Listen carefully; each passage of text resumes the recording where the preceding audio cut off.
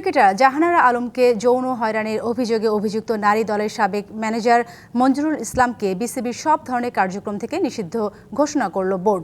বিসিবির পরিচালনা পরিষদের ভার্চুয়াল মিটিংয়ে নেওয়া হয় এই সিদ্ধান্ত।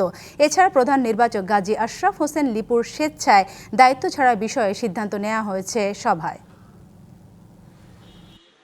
নানা ঘটনায় আলোচনায় সমালোচনায় বিসিবি, তার মাঝেই রোববার ভার্চুয়াল সভার পর সংবাদ বিজ্ঞপ্তির মাধ্যমে বেশ কিছু সিদ্ধান্তের কথা জানালো বাংলাদেশ ক্রিকেট বোর্ড। তার মধ্যে জাহানারা ইস্যুতে অভিযুক্ত মঞ্জুরুলের বিষয়ে সিদ্ধান্ত নিয়েছে বিসিবি।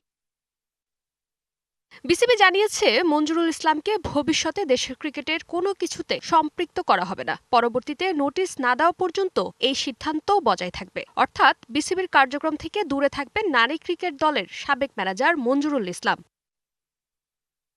বিসিবির পরিচালনা পর্ষদের ভার্চুয়াল সভায় সাবেক ক্রিকেটার মঞ্জুরুল ইসলামের বিরুদ্ধে নেওয়া হয় এই সিদ্ধান্ত।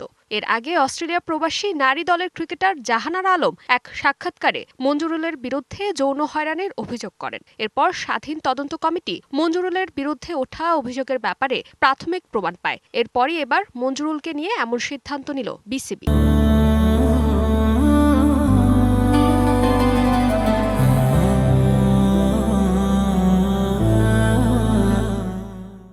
এছাড়া বিসিবি আরও জানায়, প্রধান নির্বাচক হিসেবে আরও মাসখানেক দায়িত্ব পালন করবেন গাজী আশরাফ হোসেন লিপু। রোববার বিসিবির বোর্ড মিটিং শেষে এ নিয়ে সিদ্ধান্ত হয়েছে। আপাতত মাসখানেক দায়িত্ব চালিয়ে যাওয়ার জন্য লিপুকে প্রস্তাব দেবে বিসিবি। এর আগে গেল 2 বছর ধরে দায়িত্ব সামলেছেন তিনি। তবে আর এই পদে না থাকার কথা জানিয়ে বিসিবিকে চিঠি দিয়েছিল প্রধান নির্বাচক।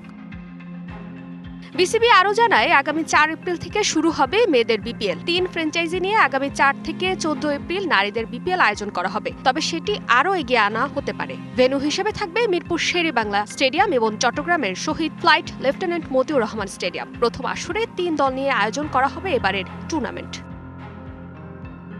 Farzana Jahan Priya, DBC news.